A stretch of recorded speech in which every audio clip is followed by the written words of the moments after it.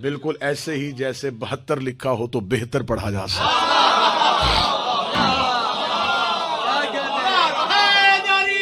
यार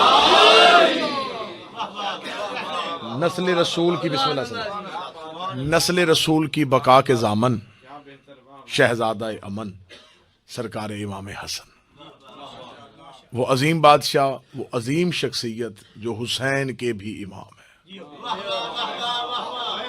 अगली सतर जिनकी तारीख से दिलचस्पी है उनके लिए कहूं, वो रसूल ज़ादा जिसने रसूल को अबू जहल के ताने से बचाया।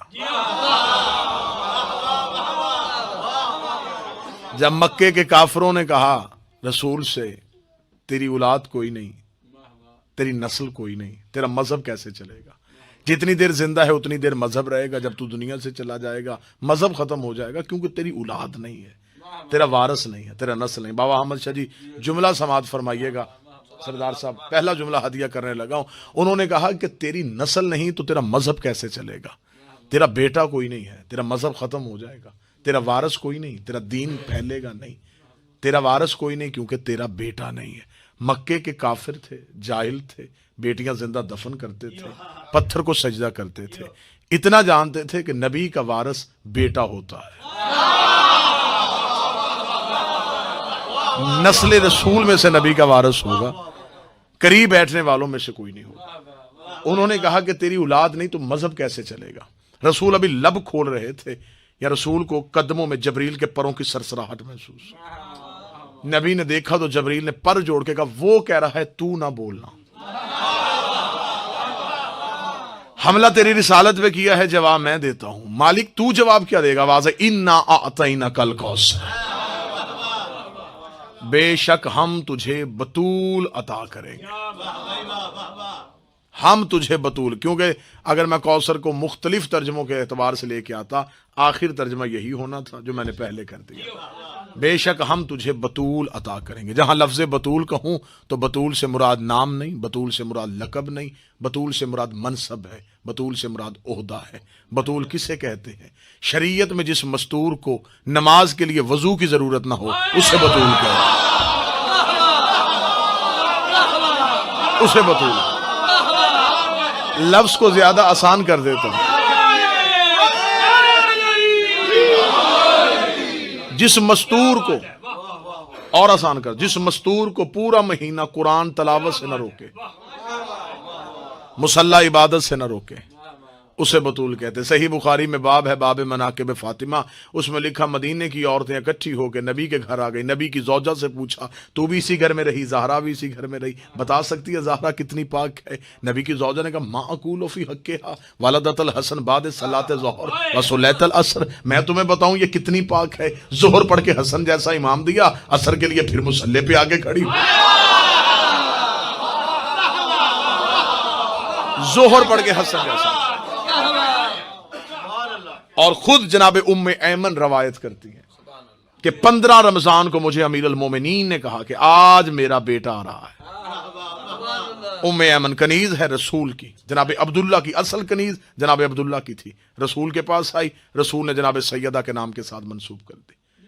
उम्मे ऐमन रवायत करती हैं कि मैं पूरा दिन शहजादी के साथ साथ रही कि आज अमीर अल मोमिनीन ने कहा है कि मेरा हसन आ रहा है। ज़ोहरैन के वक्त जब शहजादी मुसल्ले पे बैठी, उम्मे ऐमन कहती मैंने बीबी के पीछे मुसल्ला बिछाया, नबी की बेटी की सांसों को मैंने तस्बीह समझ के गिनना शुरू किया।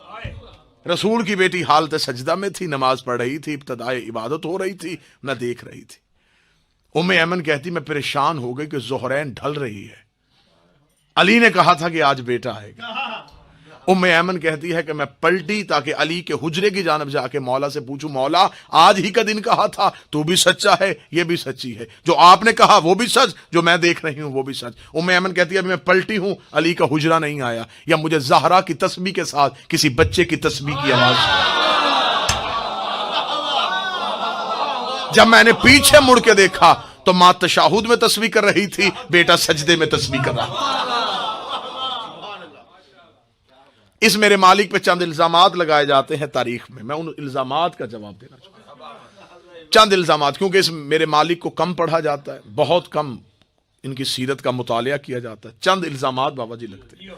पहला इल्जाम यह लगता है कि इमाम हसन अलैहिस्सलाम शायद लड़ना नहीं जानते थे, शायद जंग को बेहतर नहीं समझते थे, सुलह पसंद थे, अमन को बेहतर समझते थे, जंगो जदाल को बेहतर नहीं समझते थे। इस पे इमाम हसन की शुजात पे हरफ नहीं आना चाहिए। यह नहीं कहना चाहिए कि रसूल का बेटा शुजा नहीं था। मैं इमाम हसन की शुजात को एक जुमले में बंद करने लगा हूं। कितना बड़ा शुजा था हसन। अब्बास हसन के शागिर्द थे।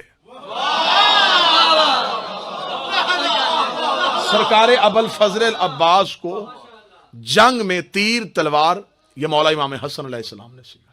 किताबें लिखती हैं कि जब जंग सफीन में सरकारे अबुल फजल अब्बास मैदान में थे तो यही बिस्मिल्लाह दरूद सारे हजरात मिलकर बुलंद आवाज से पढ़े, अल्लाहुम्मा सल्ली अला मुहम्मद व अला। सरकारे इमाम हसन मुज्तबा अलैहिस्सलाम टीले पे खड़े होकर सरकारे अब्बास को लड़ना सिखा रहे थे। बल्कि मुफ्ती जाफर हुसैन शरह नहजुल बलागा में लिखा कि जब जंग जमल में मौला अली ने अपने बेटे मोहम्मद बिन हनफिया को भेजा कि मोहम्मद इन पे हमला कर, मोहम्मद बिन हनफिया हमला करने के लिए जब आगे गए तो सामने से 1000 तीर इकट्ठा आ गया। 1000 तीरों की बौछार इकट्ठी मोहम्मद बिन हनफिया की तरफ आई। यूं तीरों की बारिश का आना था या मोहम्मद बिन हनफिया पीछे हटे। 5वें कदम पे गए थे मोहम्मद बिन हनफिया या करीब से घोड़े से तेजी के साथ इमाम हसन चीरते हुए निकले और 1000 तीरंदाजों को चीर के हमला कर दिया। जनाब मोहम्मद बिन हनफिया के चेहरे पे जर्दी आ गई, सर को झुका के अली के सामने आ गए। अली मुस्कुराते हुए उठ के खड़े हुए, मोहम्मद बिन हनफिया को शानों से पकड़ा, थाम के कहा तू क्या समझ रहा है इसलिए शर्मिंदा हो रहा है कि तेरे कदम हट गए और हसन आगे चला गया? इसमें शर्मिंदगी की क्या बात है? तेरा और उसका कोई मवाजना है? तू अली का बेटा है, वो मोहम्मद का बेटा। तू अली का बेटा, बिस्मिल्लाह, वो रसूल का बेटा।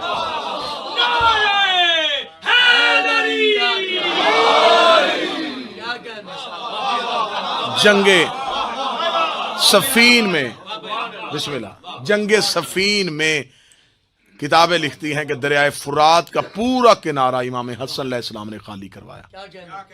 अकेले इमाम हसन ने दरियाए फुरात का किनारा खाली करवाया था। मालिक अशतर ने कदमों पे हाथ रख के कहा था मौला नौकरों के होते हुए सरदार नहीं लड़ते। फरमाया कब्जा पानी पे हुआ है, पानी मेरी मां का हक है, मां के हक पे हसन किसी का कब्जा बर्दाश्त नहीं।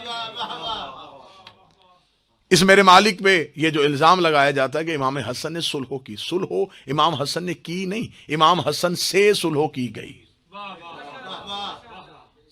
शायद मैं इस जुमले को समझा नहीं पाया।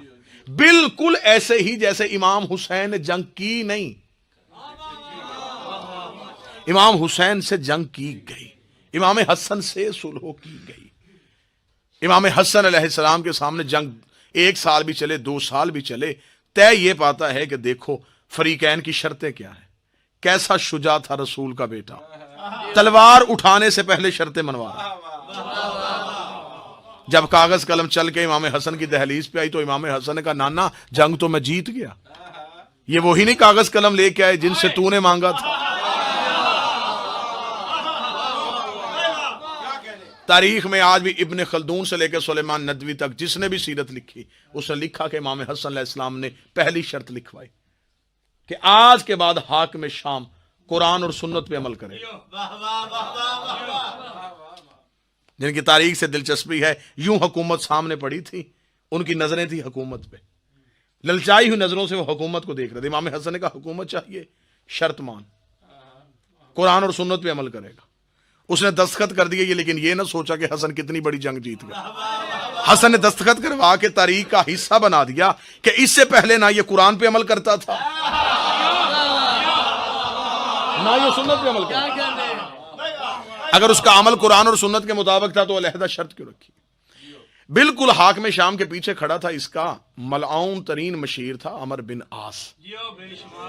ये तनख्वाह ही गलत मशवरों की लेता था, ये हमेशा गलत मशवरे दिया करता था और तनख्वाह गलत मशवरों की लेता। ये पीछे बैठा था, इसने हाकिम शाम से कहा, उसने शर्त लिखवा दी, तू नहीं लिखवाएगा? एक शर्त तो हमारी तरफ से भी होनी चाहिए, शर्तें फरीकैन की होती हैं, एक की नहीं होती। उसने कहा जल्दी बता शर्त क्या लिखवाऊं? उसने कहा इसने लिखवाई है कुरान और सुन्नत पे अमल करेगा। सरकार सुनिएगा, तू शर्त लिखवा के सीरत शैखैन पे भी अमल होगा, सीरत शैखैन पे अमल करवाया जाएगा। जब सीरत शैखैन पे तकरीर पे पर्चा होता है, इशारे पे नहीं होता, और यहां तो वैसे भी नहीं होता। सीरत शेखैन पे अमल होगा। जब सीरत शेखैन का लफ्ज़ है, जुमला सुनिएगा, इमाम हसन ज़ेरे लब मुस्कुराए।